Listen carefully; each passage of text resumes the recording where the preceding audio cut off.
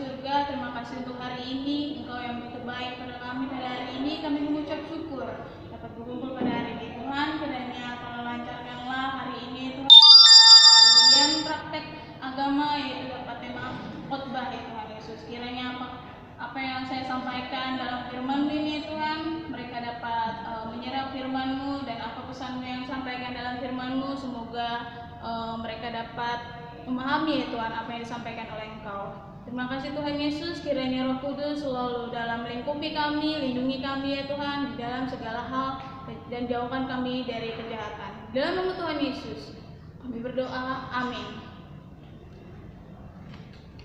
Baik, hari ini saya ingin membawakan khotbah dengan tema domba yang hilang.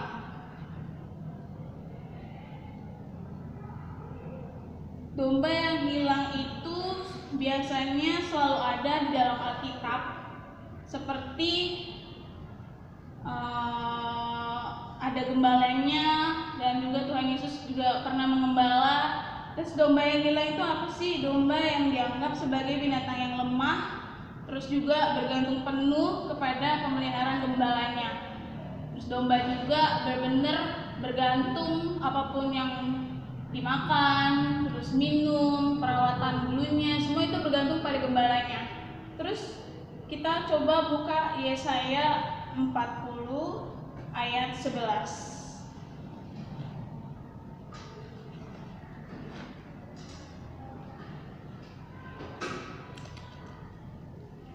Yesaya ayat 40 Yesaya pasal 40 ayat 11.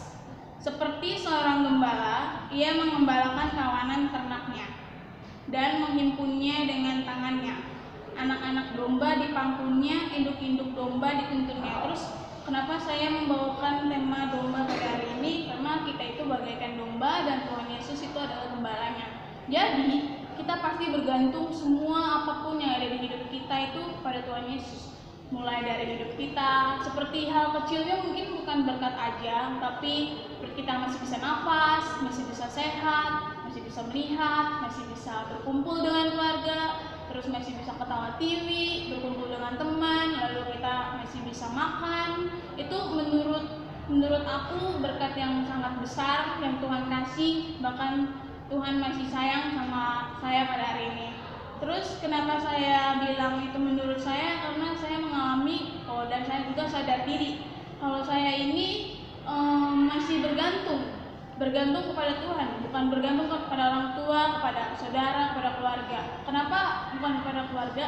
Karena apapun itu, semuanya itu pasti asal mulanya cuma ada di Tuhan Yesus. Saya masih bisa nafas aja itu cuma pasti kasih dari Tuhan, kemurahan Tuhan Yesus. Saya masih bisa segalanya itu bukan karena keluarga yang mungkin merawat saya, itu juga termasuk.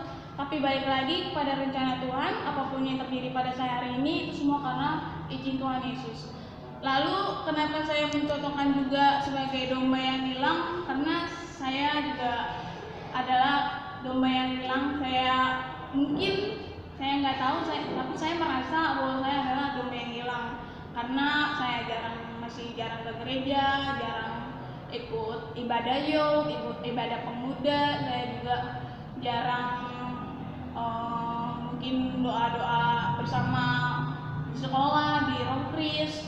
Saya merasa bahwa saya ini domba yang lepas di kawanannya dan domba yang tersesat gitu. Tersesatnya seperti apa? Saya sadar diri kalau saya mulai jarang baca Alkitab. Walaupun saya baca renungan, tapi saya jarang untuk membaca Alkitab seperti dari pasal gini, dari Wahyu ke ini.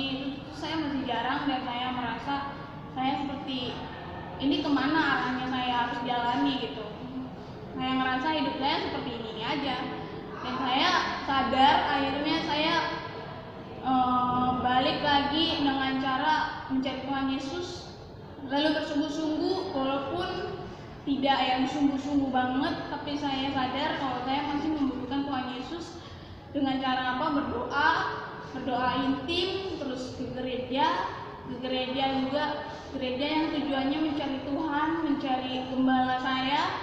Terus saya berdoa meminta Tuhan, saya merasa tersesat, saya merasa membutuhkan Engkau, bahkan bukan merasa lagi, saya memang membutuhkan Engkau.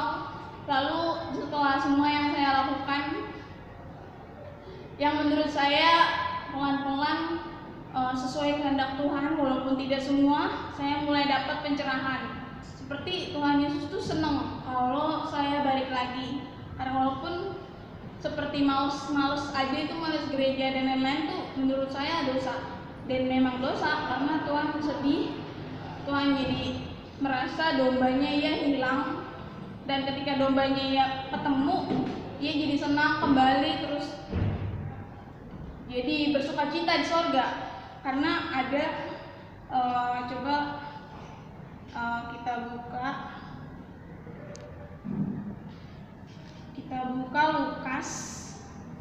Lukas 15 ayat 1 sampai 7. Saya akan bacakan Lukas 15 pasal 15 ayat 1 sampai 7, perumpamaan tentang domba yang hilang. Para pemungut cukai dan orang-orang berdosa semuanya datang kepada Yesus untuk mendengarkan Dia. Semuanya datang untuk mendengarkan Dia. Ini seperti analoginya kita yang membutuhkan makanan hanya ada di gembala. Jadi kita membutuhkan makanan itu untuk mengisi perut kita yang lapar. Ketika analoginya sebagai domba. Nah, di sini yang di Alkitab dimaksudnya kita membutuhkan asupan firman. Kita membutuhkan firman Tuhan setiap hari. Kalau tidak, rohani kita akan kelaparan, walaupun bukan fisik kita. Lalu ayat 2, bersungut-sungutlah orang-orang Farisi dan ahli-ahli Taurat. Katanya, orang ini menerima orang-orang berdosa dan makan bersama mereka. Orang ini menerima orang-orang berdosa. Tuhan Yesus menerima kita sebagai manusia yang dosa, bahkan makan bersamanya. Kalau apalagi coba gembala yang begitu baik, yang begitu mengasihi domba-dombanya. Lalu ayat 3, lalu ia menyampaikan perumpamaan ini kepada mereka. Siapakah di antara kamu yang mempunyai 100 ekor domba, dan jikalau ia kehilangan seekor di antaranya, tidak meninggalkan yang 99 ekor di padang gurun, dan pergi mencari yang hilang itu sampai ia menemukannya. Domba yang tersesat aja cuma satu, gembala itu benar-benar mencarinya, benar-benar dicari sampai ketemu. Dan ketika ketemu, lalu di ayat 5, setelah menemukannya, ia meletakkannya di atas bahunya dengan gembira.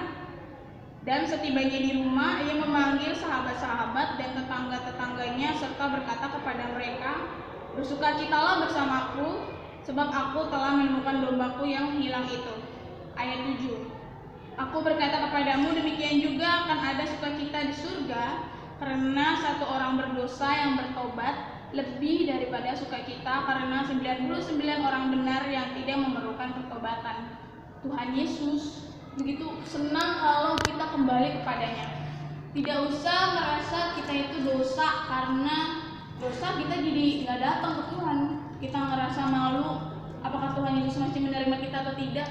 Bahkan kalau kita yang merasa dosa, tapi kita mau balik, mau mencari Tuhan Yesus dan meminta pengampunan sungguh-sungguh kepada Tuhan Yesus, itu suatu sukacita, kebahagiaan yang besar di surga. Karena domba atau anak Tuhan Yesus telah kembali dan bertobat. Tuhan Yesus sangat senang sekali, apalagi kalau kita benar-benar meminta pengampunan, meminta maaf.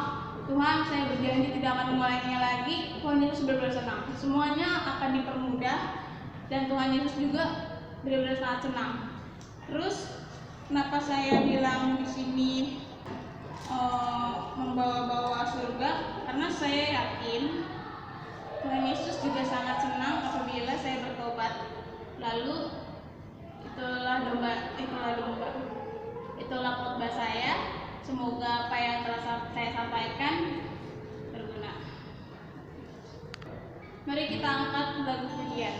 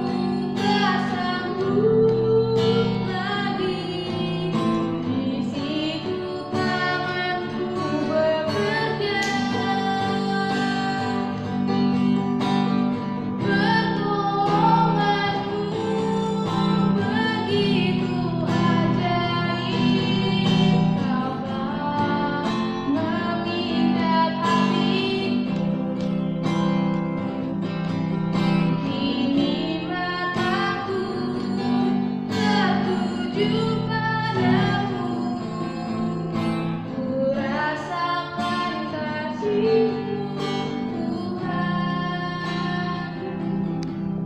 Kini mataku tertuju padamu, ku rasakan kasih-Mu Tuhan. Bersatu dalam doa. Tuhan Yesus yang baik, Bapa di surga, terima kasih saya dapat lancar dalam menyampaikan firman-Mu ya Tuhan. Saya mengucap syukur atas kesempatan-Mu yang Kau berikan pada hari ini. Kiranya ya Tuhan, apa yang saya sampaikan dapat berguna dan dapat didengarkan ya Tuhan, apa yang firman disampaikan oleh saya. Di dalam nama Tuhan Yesus, saya berdoa dan mengucap syukur. Amin.